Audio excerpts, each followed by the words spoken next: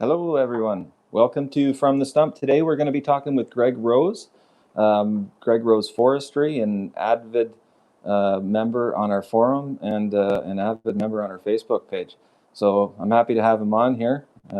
Josh, are you there? Can you bring that fella with me here?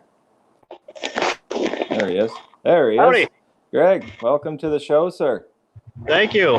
Thanks for having me. We got through some technical difficulties, so Greg and I have been talking a little bit off and on, but we had to get over some hurdles. So he couldn't hear me, but now you can, right? That's right. Yep. We're not the most technical savvy, but we get it. Perfect.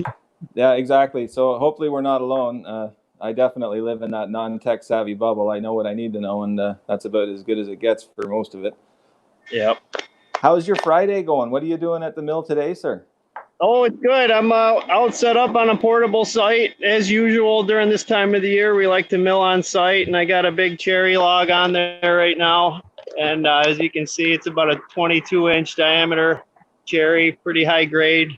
And it's a butt log off of a job that we acquired through a lot clearing. And they're going to be building a home on the site, and the homeowners are going to be using a lot of the wood for their own use, just as typical. It's been a trend lately, especially in our area where, we got guys like us with a smaller mill here that'll actually take a pretty large log, but still make it affordable and give people product that they typically were just trying to sell to a commercial market. Yeah, exactly. So you're finding that more and more, Greg. You got a lot of owners with taking stuff down in their own yard, or maybe bringing somebody in to take it down, and then they want to keep that lumber, so they bring you in and get you to cut it up for them. Yeah, there's all sorts of things, really. It's just the biggest thing is versatility too. So I mean, every job is different. Everybody's using the material for different purposes. Some for fine furniture, some for flooring. Somebody's got a pine even. They just want to do some clad board and batten on the side of their barn, really. So we can make almost any product available, and lately the live edge seems to be the hottest one. So take some nice yard trees and even saw through a couple nails and not have it be a big deal. No, perfect. So when you're doing it, and this is a question I want to lean into, and I got a couple things to throw out there right now. So everybody, if you're watching, if you have questions for Greg, throw them out there while we're live, and we'll try and get to them while we got him on the screen here, and get his answers to some of these things. And Sure. If it's afterwards, I'll relay them to Greg, and I'll get those answers, and we'll post them on the site for you. Okay. So, Greg, one of the questions I know I had to ask you: do you have a go-to blade? Like, what do you run most of the time? How do you figure that out? What do you do?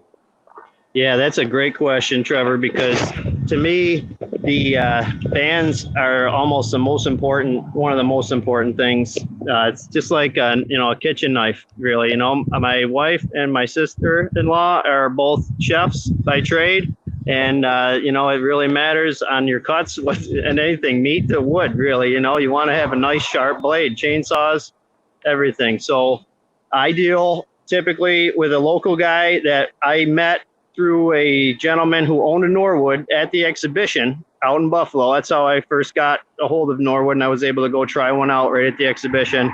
I met owners there. He gave me a business card to Russ Burton, who owns a Russ Saw down in Delavan, New York. And Russ is a small business, but he does a lot of work. He sharpens for mills all the way from Syracuse to Angelica, all over Western New York. Wow. Does a lot of circular blades. And his bands that he can get through a local company also that distributes to guys like Ross, he does all the sharpening, the delivering, the ordering. He picks up and drops off at my yard, and the quality of the steel coming out of these bands, they're high carbon steel, and they are a little more durable. And the cuts, they're actually a 9-degree cut is what I use, because I'm typically cutting a lot of hardwood. And the bands that the company provides, they are typically a steel cutting band manufacturer. So the bands that they offer for wood cutting work really good in the dense wood that I'm cutting. So the biggest thing is, what are you cutting first? 2, are you going to be cutting a lot of softwood where you might want a different pitch? So you got to do a lot of research into everything from the teeth angle, your set, your blade dimensions or your band dimensions and everything. Yeah. But Saw in Western New York, if you haven't heard of Russ Saw, he's a great guy and he can set you up with a good band.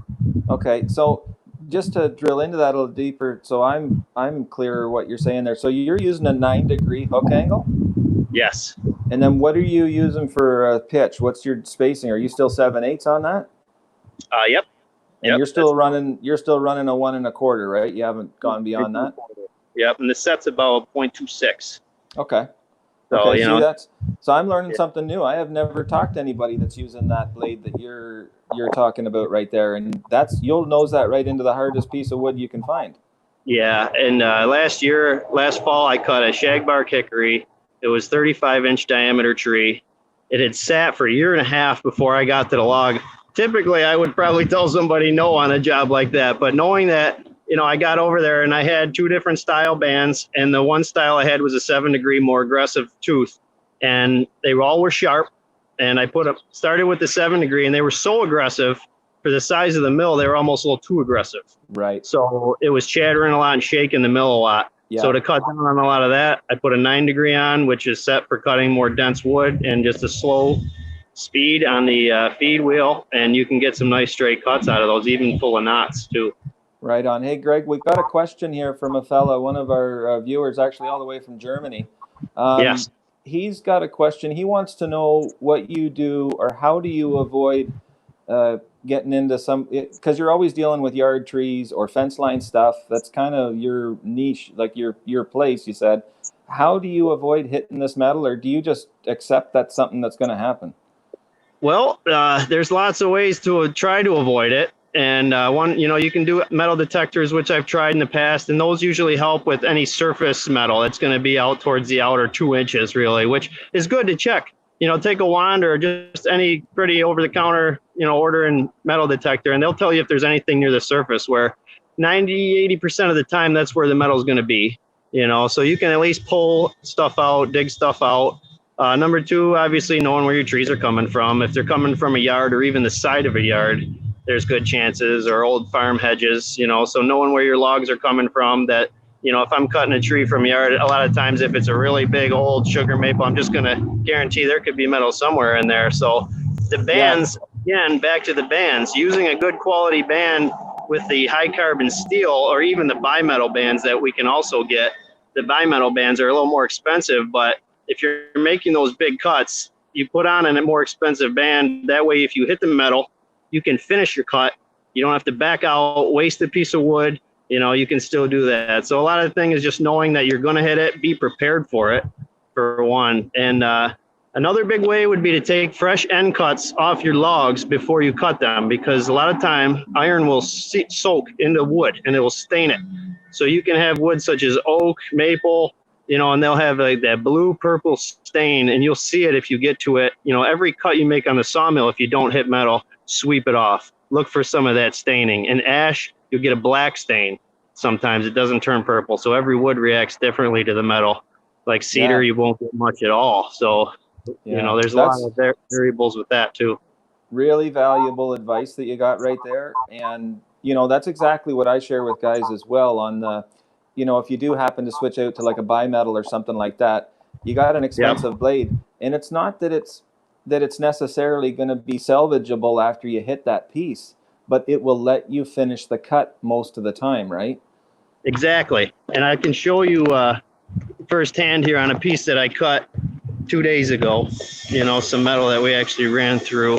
And I actually ran through a pocket of rocks too that was stuffed in a crotch of a maple tree.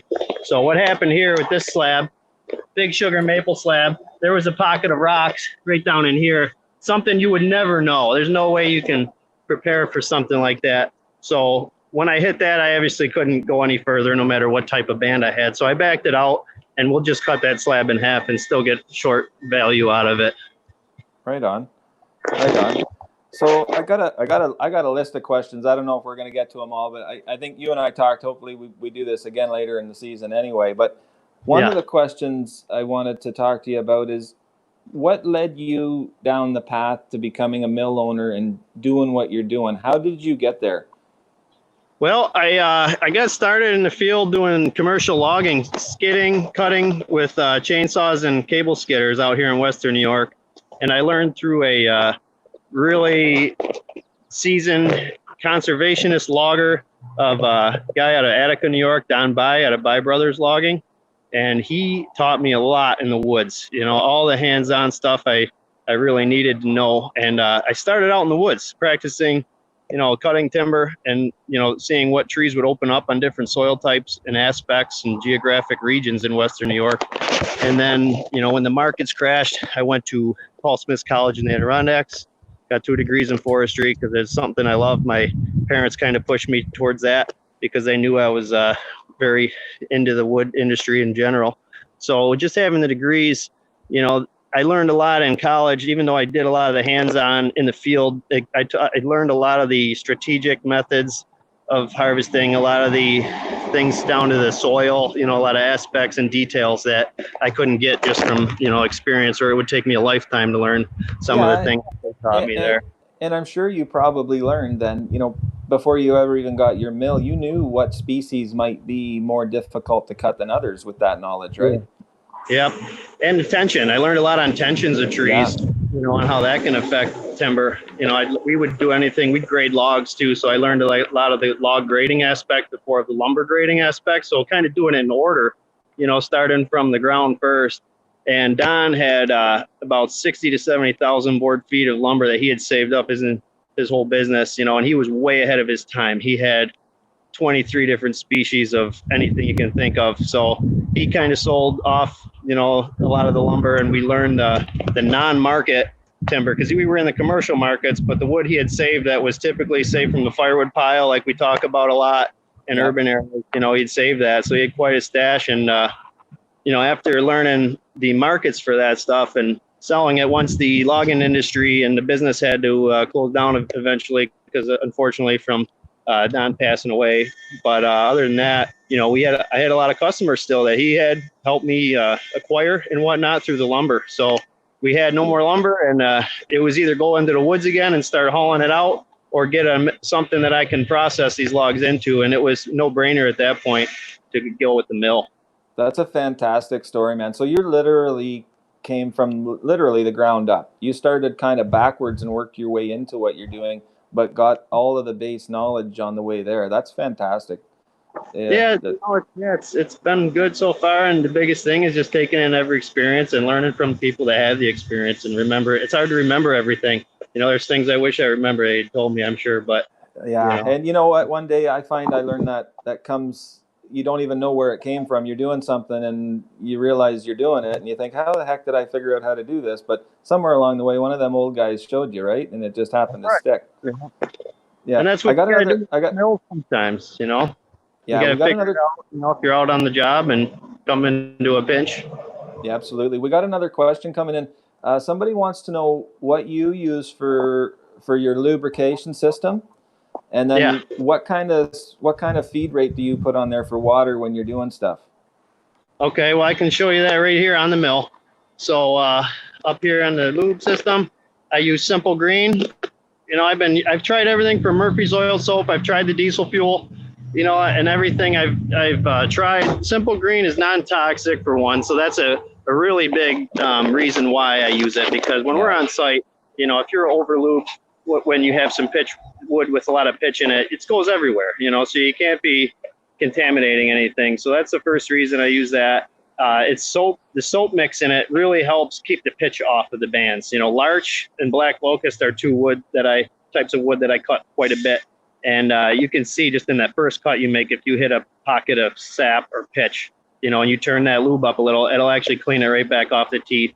Yep. And so what I do then is I actually upgraded. I had to upgrade my hose here, you know, because just from wear and tear, but I went with a little thicker material, like you can see it there. So it barely has enough power to pinch it closed. So what I do is I just turn my valve on and off before I make my cuts. That way I can set how much fluid I want coming out of the nozzle. So I just put it on, shut it off. You just got to remember. And then the other thing I do here is when you're cutting wood with high pitch that's going to get on the teeth real bad, I angle the front of that nozzle towards the front of the teeth a little bit. You don't want it pointing directly on the middle of your band, because then you're kind of just wasting lube at that sense. So you want it to hit right where the pitch is actually building up the most.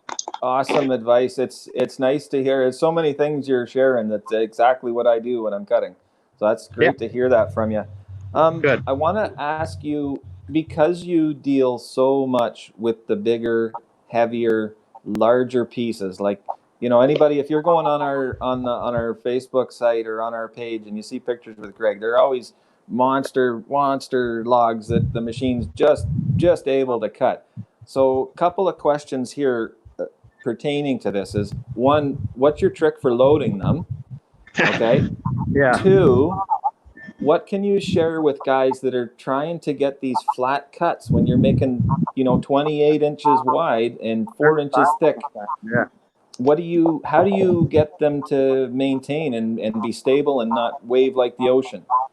Well, that's a good question, because that's how the flat slabs are the valuable ones. A lot of times you could sell a slab, and if it has the waves around the knots, you know, I work with a lot of woodworkers, and they don't look highly upon that stuff, and you lose a lot of material too. Seriously, if you cut a 2-inch slab, it might be 1.25 or 1.5 by the time you mill out some of that stuff. So you can really waste a lot of logs and wood by having wavy cuts or going too fast.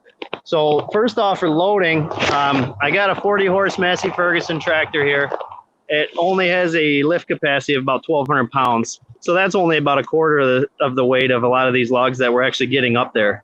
Yeah. And I use I bought the winch system when I first bought the sawmill, because I did a lot of portable work and I did not have my tractor at the time. So that was solely what I used to load logs. So now that I have the ramps here, what I do is I take the ramps and I put them up on the bunks, clip them on the bunks, and I'll drive my log up to the front of the ramps. And then as I'm going up in low gear, the ramps will help the hydraulics, and they will also hold the weight of the log. And then once you get the tips of your forks, I load with forks over the bunks, you can just kind of roll it up on there. And you got to be careful and slow, because if there's knots or any kind of hang-ups, your ramps can push into your rails and really bend them, which I've had that happen. But that was the first thing that actually happened to my mill that scared me, as I bent my rail and I got all worried and started crying. And so I straightened them out with a hammer, and that's what I've been doing for the last 5 years. And I've only had to replace a couple. So it's really not a big issue if you bend those. But once we get the log up there, I've had times before with the big maple I just did where I had to have my winch and the tractor. So I'd winch a little, go a little with the tractor. The biggest thing is just going slow, taking your time, lining it up too, because you want to make sure when you get a 36-inch log on deck, there's not much moving it after you roll it up. So I try and share that. I try and share that with guys, Greg. Once you really, when you're dealing with those big pieces, when you're loading them, you got to take your time. You really, really want them to land in the right place the first time. Because I get so upset with myself if I put that big log on there and it rolls in and it's like an inch off of that last bunk, and you got to try and mess around and pick that big pig up and get it down there. It's not a simple task. Right. Or if it's too short for your toe jacks and you can't adjust for taper, you know, you can get some more poor quality lumber. So typically when you're going up the ramps with the forks, it doesn't roll. So you account for about a quarter to a third roll once you hit the bunks. So you kind of line it up like that and then account for about a third of the log to roll in. And then that's usually where you can be. And if you have to move it, which we have in the past, you know, you can try with the winch and the tractor, just nudging it here and there. But typically just try to get it on the first shot if you can. Oh, definitely. Yeah. Time, no. It sounds 3,000 and 4,000 pounds a log. You want it where it needs to go in one time, if at all possible. And safety too, right? I mean, like, you don't want to be messing around with them more than you have to, because there's always the chance someone's going to get pinched or caught, or you don't know. So I broke my tractor before doing it, you know, so luckily we got that fixed. But the other thing is, you know, if you have resources, line somebody up, you know, hire a guy with a log truck, give him a couple $100 to come out and just load that one for you, and it'll be worth it in the end too. Yeah. So Use your friends. I got some friends, Bradley Tree, around the area, and local guys in the tree care companies that have the equipment, and they will help me out if I need it. So can't be out at some points. Connections, right? I mean, and and last week, or the week before when we were talking with Dave, for the guys that are not, necessarily in business like yourself, but they're looking for some of these big logs to cut, getting in touch with the local guys that are doing that is probably the best thing they could do, because they want to get rid of that stuff they're cutting, a lot of them. They do, yeah, and it's catching on. And if you don't hook up with the tree companies and actually help them out, because there's value to this stuff, even though the commercial markets won't pay for it. There's a value to everything, and a lot of times I work out, pallet price or something at least with the tree companies, and they're happy. If they can make a little something here and there. Yeah. Otherwise, they could be your next competition. Well, that's just it. Like nothing's free. So, you want to keep it, in a line if you can, and keep everybody, a little bit of the piece, and everyone's happy, and try and keep your own corner in the market, right? That's right. Yep. So backing up here again, let's talk about cutting. What advice would you give somebody that wants to cut that 4-inch wide or 4-inch thick, 28-inch wide piece? What would you say?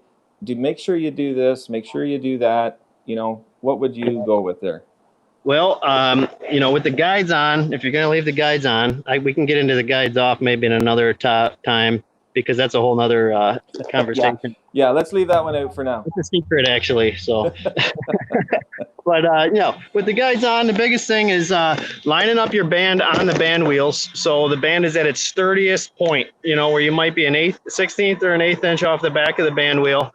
And then I'll take my cover off here, and we'll show you the front, kind of where I set my band wheel. So if we can see this down in here, I kind of get the gullet showing off the front, and the same thing, about an 1/8 inch from the gullet to the wheel, and then on the back about a 16th or an 1/8 inch off the back. So once that blade, if the teeth are hanging out too far over the front, as soon as you start a big cut like that, it's going to just pretty much roll the whole way through the log. So if you can set your band at its sturdiest spot on the band wheel, kind of centered almost, then you'll get less rolling of the tip. So that's one of the biggest things.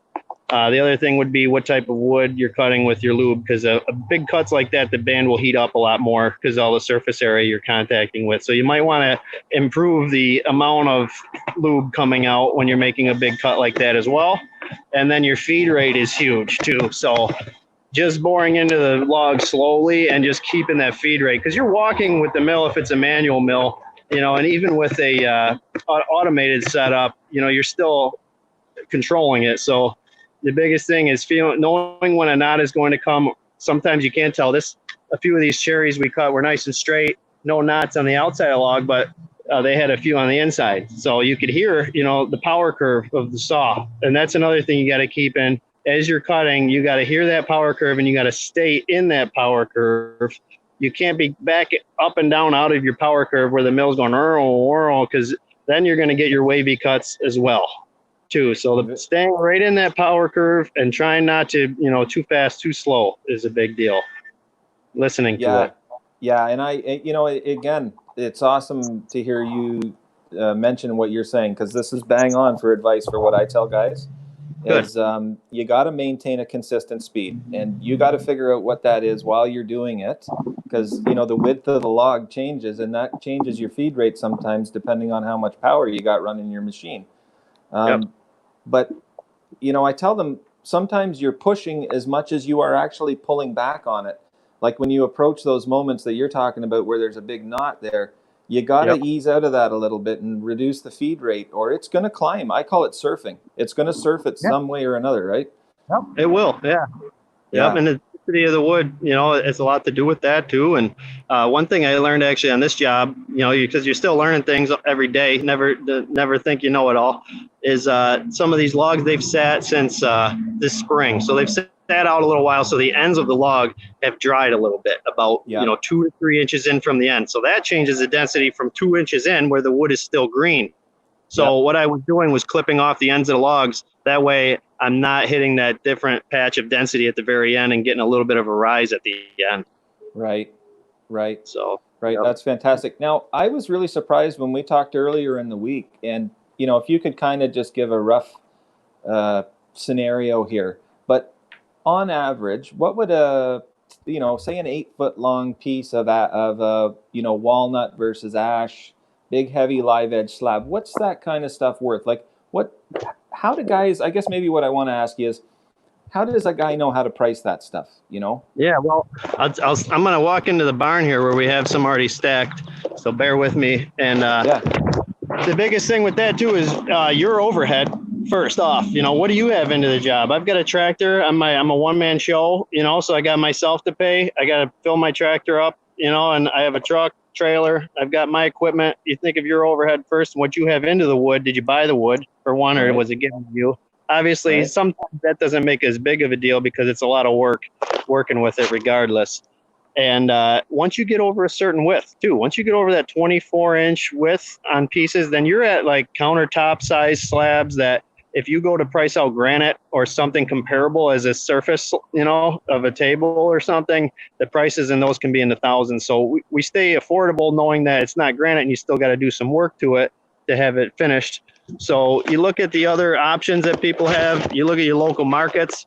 We're in an area, you know, if I'm selling cherry and maple around here, it's going to be competitively priced so people can afford it because it's a common species. Right. Walnut and Scotch elm, the stuff like that, the really rare stuff you can upcharge a little bit for because of the rarity for it. So I'm going to turn my camera around here and then I'm going to walk into the barn. I've got some black cherry stacked in here, some 14-foot long slabs. Let me figure this out here real quick. Okay. There we go. There we go. Yeah. Yeah. So we got them stacked in here. We got the doors open, you know, so we got some good airflow in here. Yeah. And we cut a bunch of heavy stock, you know, so when you're cutting dimensional wood, you pretty much have to go by your market values on this kind of stuff, you know, which is typical other than the species. And then when you get into the really big ones here, you know, this log's 23 inches wide on this end, and they're 14-foot long, and they're all 12-quarter, 3-inch thick slabs. And on the big end of the log, we're into the 30-inch wide, some 30-inch wide stuff. And so once we go along the size, we're in that really big range. Next, I'm going to grade the log. So the log itself would be considered a one common log. It's not quite select or veneer, but it has only one knot on 3 faces of the log, on all 4 faces of the log. So we're going to grade that log. So once it's graded, you know, it's clean wood. It doesn't have spalting or anything else. So we're not going to grade it through like special unique characters, just the fact that it's cherry. Right. So the fact that they're very long too, and they're a little thicker, we're going to go ahead and grade this log out. And to value them, your top piece here and your bottom piece, typically as they dry, we get our most waste out of those 2 cuts. So if you can stack these cuts on the top and bottom and preserve the centers so the weather or any issues or dirt from the base doesn't get on your nice slabs, our biggest value is going to be in these 5 slabs here, minus your centerpiece that has the pith.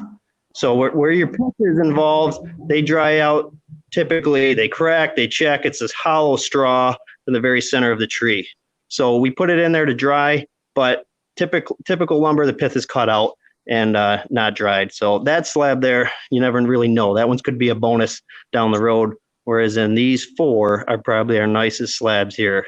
So just like when you order a stack of lumber from somewhere, if it's all one common lumber, it probably came from a dozen or different trees, not one tree. So when you cut up one tree, you get a different variety of grades in each piece as well. So some boards might have more knots in it. The knot that was on this log is going to be up here in one of these slabs, whereas in these 2 down here are going to be clear of knots.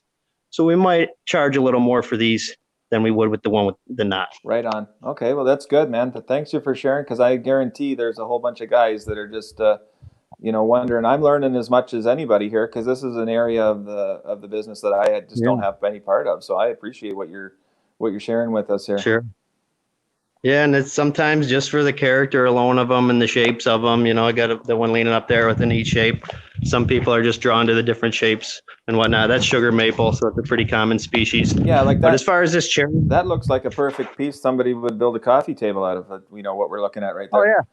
Yeah, you could do something. And right now we can, talk about values too, but the biggest value is once they're dry, and drying them out properly and to minimize, you can really prevent a lot of end checking. You can prevent a lot of warping. We're going to end up putting toe straps around this stack. I just cut it today. So we're going to put some toe straps where all the stickers are to keep that stack bound together. So if there is little tension as it dries, our top slabs don't warp and crook to them because there's not much weight on the top at all. Right. And the same with the stack. Talking about tension, and I know you've cut, and it seems like an awful pile of ash, because everybody I think around the country is. Yep. How do you manage the tension in the ash? Like, what do you do to work with that? Have you come into anything really hard? I know I've had my challenges with some pieces. Yeah, it's tricky, especially, younger trees typically have more tension, you would think, and stuff. But I came into an aspect, we were cutting some flooring and we cut some ash. They were not damaged by the ash borer and they were back isolated in the back of a forest, and about 50 acres back, and they were still healthy, but we were cutting them for some flooring. They were tall and straight, so even though they looked good, they had a lot of tension on them from a lot of juvenile growth when they were young, I did some research and I think the cells of the wood got stretched, elongated from growing so fast, reaching the canopy. Right. So that's something that can happen typically where a lot of logging's going on and you're opening up light and then the tree gets a growth spurt and shoots up real fast, or when they're young saplings and they're trying to fight for light. And the biggest thing is knowing where your heart is on the tree. Your centered heart on the log, which I'll show you here. If you can see that, it might be a little dark. Get to the other side, but if the heart's centered, if the heart's centered, there still can be tension. So if the heart's centered and you have a crack, a check that comes across the log, typically those checks, especially in hickory, in a couple of days could open right up and split the log. So if you let your logs sit for a day or two, even, and don't mill them right away, you can see. They'll tell you if they have tension in them as those cracks open up a little bit, so you can watch those stress cracks in the bottom. Sometimes those cracks were from felling the trees. If they were felled with too heavy of a hinge wood or they hit a bank, they can also have that crack. So it's not always tension, but there's lots of different things you have to look at to try to find it. And then as you're cutting the logs, if you're making your cuts and the wood's rising or it's pulling left or pulling right, like a lot of guys say, is to flip the log over, flip it 180. And so sometimes it works good to flip it 180. Sometimes it works good to flip it 90, but you got to know which direction to turn it as well too. If you have tension all on the right side of the log and you turn it towards the tension, you're going to keep cutting into the tension. So where the growth rings are expanded and contracted on those two sides is where your tension is going to be mostly. So if you can cut off of the side, I'd rather have the wood actually pull left or right than flop up off the mill.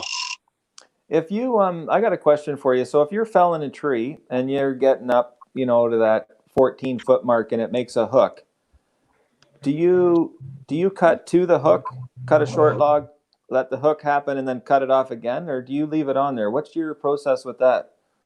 Well, if we had a 14-foot log and the hook was in the end of the log still, I would probably cut the hook out when I'm milling it. I wouldn't cut it off ahead of time. Sometimes actually a change in the grain, such as a knot or even a small crotch, that can help hold the tension together. So if you cut off that change in the grain, as you're sawing the log, the tension will release a lot easier. If you have a change in the grain, that can help hold the wood together actually too. So, it's a little tricky. It's like, say you took like a pack of stickers and you banded them up and put them outside, and you left them in the hot sun, and then you broke the band off and they all flung out, like that's kind of what you would get if you cut off the area. And the nice thing too, is you can always trim it off afterwards. Once the wood's dry, you can trim it off. So yeah, that's what I share with guys. Now, do you get big on getting the ends painted up and cut up? I think you're pretty quick to get to the kiln, aren't you? It depends. A lot of that depends on the species too, which I learned through a logging company we worked with. We deal with anchor seal, which is made right here in Buffalo. It's one of the best anchor end coatings for logs. It's a wax based. Sometimes I'll use the glycol formula, the anchor seal too, in the wintertime. So the biggest thing on that is if you're going to cut a log, fresh cut off the stump, and it's going to sit for a while, and you don't want to stain it. You want any end staining, you got to preserve that log. You got to seal those up right away too. And that also does help relieve a little bit of end checking. And like I was saying before, and how the logs can dry at the ends and then your density is different. Yeah. So it can help prevent that as well. These logs here that I was cutting, they weren't sealed. So that's what happened there. But I would definitely recommend that. And as far as drying it out, I've seen instances where sometimes the end coatings that some people use, like the latex paint and stuff, it's not enough to actually let the wood dry properly too. So lumber needs to dry out of the ends as well as it does out of the surfaces of the boards too. Right. So, certain wood like cherry, which is a semi-diffuse wood and it's not ring porous, that wood will dry out nice and slow with the end sealed, and you won't have to worry. Even, the ring porous woods such as ash, red oak, and hickory, you'd might want to seal those, too, and let those dry out a little slower, right. Especially the oaks. Right. I've seen them seal up the entire slabs before too, and I don't know if those will ever dry. I don't think so. I don't think that's a good idea. I wouldn't recommend that to anybody. Boards. What was I going to read here? Oh, we got another question, I think, coming in here. Question. Okay, so I got a question here for you. He says, I sometimes run into a cut having some waves, especially when cutting through knots or hard spots. Could my tension cause this? So that's a good lead up to, so what do you run for tension?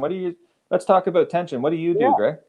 Well, I actually just talked to a gentleman in Canada this week about that, and he was having issues cutting. His blades his bands were snapping and popping off at first, and a lot of them were snapping on the welds, which he said, so that could be an issue with the band itself, poor welds, typically, but the tension's huge. So I typically, I'll tension my mill here to show everybody so they can see it on hand, but I go about 4.5 to 5 turns max. And if you over tension, your bands can pop. They can pop off from over tensioning, and riding too hard on the belts, and they can wear your belts down really fast. And the gentleman I talked to, he was going about 7 turns, and I told him to back it down to about 4.5 to 5 turns, and he had sent me pictures of some slabs he had caught right away. So that was fixed for him. Even my guy Nutsaw, who sells my bands, he's been through a lot of these guys. So when I first met him, he told me, he said, hey, with the Norwoods, don't tension it as tight as you think, just go a little less. And a lot of times you can feel it, with the bands. Some bands that are worn out more than others, I have to tension a little more because like a chainsaw chain, they'll stretch out a little bit actually. Yeah. So I'm going to loosen up my T-handle here all the way, push it in.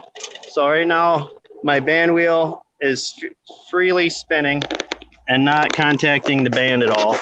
And then as I'm, let's see if I can set my phone down here so you can see this. Perfect. So as I'm spinning the T-handle, I'm going to spin my band wheel until the band catches. And as soon as the band catches and starts to turn, I'll start tensioning. I'll do 1, 2, 3, 4, in about 3/4. I like 4 3/4. That's my favorite spot.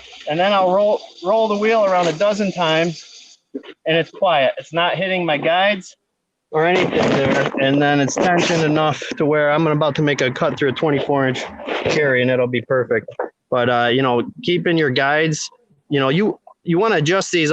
Sometimes I'm adjusting them all the time. It seems like some days, like today, I haven't had to touch them barely at all. But I also track my band. If I put new bands on and they're a little different thickness from being sharpened so much, because I'll go through bands quite a bit, but they last a long time, and I get quite a few sharpenings out of them. So I'll lose a little bit of width on them sometimes. So I'll go with the bolt here, and I will adjust those bolts on either side, and I'll have to retract my bands. Sometimes every time you put a band on there, so you just want to check that and make sure they're always tracked right. So tracking and then good tension can reduce a lot of that the wavy cuts. And sometimes, if you're cutting, in the wintertime and you're cutting like sugar maple in the wintertime and it's frozen, full of sap, there's nothing you can do. I scratched my head the first winter I had my mill. I called up a few guys, Kenny Ebert. He said, you know what I do with maple in the winter? I let it sit till spring. So, there's certain things you got to know there too. Yeah. And that's true. Like, and if you talk to any of the old fellas that were on the circle mills, they did the same thing. They wouldn't put that through the circle mill because it would actually detonate the blades.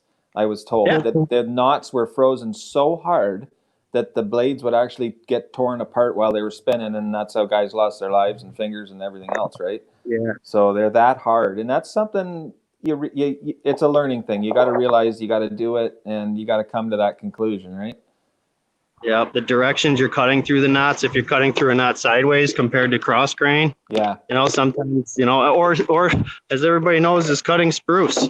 When you're cutting spruce and you get those dead hard knots, I'm still having, sometimes I'll have problems with that, but that's just a fact of you're changing from soft to hardwood constantly throughout the log. You can't even, it's hard with any mill to keep that. Yeah. What do you expect out of a blade? Like, not a sharpened blade. When you get a brand new blade on there, what kind of time do you get out of that? Like, what do you expect from it? Yeah. Well, if I'm cutting, clean wood with less knots, like this cherry here, I can get 2 of these logs mostly with one sharp band, my carbon steel bands, and they're about $35 a piece or a little more. So if the log's clean and clear of knots, it does not get wood dull as much as it does, if you're running through logs with sand on the bark, and that's a clean log, this no sand, no dirt in there. So if you're cutting logs that have sand in them, you don't see a lot of that stuff. But the actual, if you were going to cut clean logs, say they were even debarked, the blade will get wood dull after a while too, depending on what you're cutting. So black locust, one band a log with black locust, and I switch, and improves your quality of your lumber. Cherry, I can get a few. Hemlock, I can usually get 5 or 6 logs out of one band. So a lot of it's what you're cutting. The big cuts, we cut some big bur oak last year. They were 34-inch wide slabs. I had the guides off, and I was changing my bands every 2 cuts to keep the cut really clean. Yeah. So for $8 a piece to have them sharpened at $300 or $400 piece of wood, it's a no-brainer. Well, that's just, I was just going to say, for the value of what it is that you're cutting, I mean, well worth the investment, right? So change the blade. Like, why not? Yep. Yeah. And your sharpening guy will love you too, because they don't have to spend as much time on your teeth. You get longer durability out of your bands too. You're not going through them as quick. I tell guys that the bandsaw blade is no different than your chainsaw. The second you nose that chainsaw into the dirt, the next cut you make, it. So if you happen to hit a little piece of dirt when you're cutting that maybe you didn't get cleaned off or you got lazy or something, this next pass you make with that blade, you're going to know you hit the dirt, like right away. Yep. Right away. Feel it would, so. Yeah, exactly. So getting near, I think we're getting near the end here, but I got a question, another fairly, probably, more than one conversation that I'd like to ask you. What advice would you give the new guy who's bought a machine like the HD36 and he's thinking about starting up his own business similar to yours? What would you say, these are the top 5 things I'd make sure you got figured out? All right. Yeah. So the top 5 things I'd say is, first thing is knowing your source of your logs. I bought the mill knowing that I can get logs really good. I'm good at getting logs for free from people that are just getting rid of them or going to cut them up for firewood. I do my own forestry work where I can purchase logs off of landowners if I have to. So the biggest thing is sourcing your material. You're not going to buy a mill if you can't get the wood, so that's the most important. And then number 2 is put the thing together yourself. I recommend that to everybody. And just like the gentleman told me at the exhibition, he said, when it breaks, you will fix it. And that's what happened. I've maybe had to call in a few times. And if I call in and we don't get it figured out, at least I'm a little further along than where I was before, so right. I like to put it together yourself. The whole operations, everything. You can fix things and when things go bad. And then 2 is take your time and don't expect it to happen overnight. I've been in this business for over 15 years now, and I've been milling for about 5. And you just your brain's a sponge. You got to keep learning every day and never think you know it all, or don't get too frustrated if you can't figure it out at first either. Right. Talk to some people. I like to give away some advice, not too much, but enough to keep people motivated at what they're doing. And as long as you put forth good effort and you got the motivations there, really, you should do well. Absolutely. And having a good market. Lastly is having a market. So, if you're in a remote area where there's not a lot of customers around, you might want to think about looking into people that could buy and sell as a wholesale rather than a retail, Right. Now you have, I know you're at a spot where you were showing me you've partnered with somebody and you're working with them on a partner level, but you also have your own storefront business that your other half operates while you're out on job sites cutting. Yes. Yep. Ashley works at our store, and she sells our lumber. I keep it full. We got a nice spot there. We got a kiln actually right in the store in a loading dock where I can dry a lot of the lumber there. Not so much of the long stuff, but I can dry up to 10 foot long there. So it works good. And everything in the store is kiln dried, you know, so some stuff's finished or whatnot, but we have the biggest thing is try to keep a good selection going, you know, as fast as it goes. The big wide slabs are nice, but you never know what people want. Really, they'll take anything. And I've sold roots and stumps. You know, just as some weeks those are more popular than slabs. So I keep a mix of stuff in there. And we're on a main road where we get about 10,000 cars a day traveling next to our building, and we got some good signage up on the building. And you know, smaller operation, so we haven't spent too much on advertising, but we're keeping pretty busy. And the storefront's nice because there's only about 3 other places around Western New York where you can actually buy live edge over the counter, you know, and you actually kiln dried and not just from a guy's garage and air dried or they dried. And, you know, so when we work with these fine woodworkers, that's a guy right in here right now, you can probably hear him. He builds all sorts of amazing tables in there and stuff. And you know, we can't be having anything warping or cracking after we make it. You know, that's just not going to happen. Right. So there's a bit of care there. Now, Greg, if somebody is wanting to get a hold of you, or there's somebody that's going to be viewing this broadcast, and again, guys, if you're watching this and you have questions for Greg or for myself, please feel free to drop it in the line, and I'll get them to Greg. We'll get his answers. We'll post them on there for you, or maybe he'll follow up directly depending on what it is. I'm sure he'd be happy to. He'd mentioned that before. Greg, if somebody wants to get a hold of you or your store operations and your business, how do they go about doing that? Well, we are on Google. So if you Google Rose Forestry, we will come up, and all of our contact information is up there. And I also have a website, roseforestry.com, and we can also contact us through there. And if you're local to Western New York, you can take a drive down to Holland, New York. We're right off of Route 16 in Holland, and we've got our full display there. That's perfect. Greg, I want to thank you for taking time out of your busy day. I appreciate you being on here with us and answering some questions. I hope you're open to being our guest again, because I'm sure that we got a bunch of other questions to ask and talk about. So if you've got time in the future, I'd love to talk to you again. Sure will. Next time I'll cut a big log on there for you guys. Sounds good, sir. Thanks very much. You have a great day. All right, you too. All right.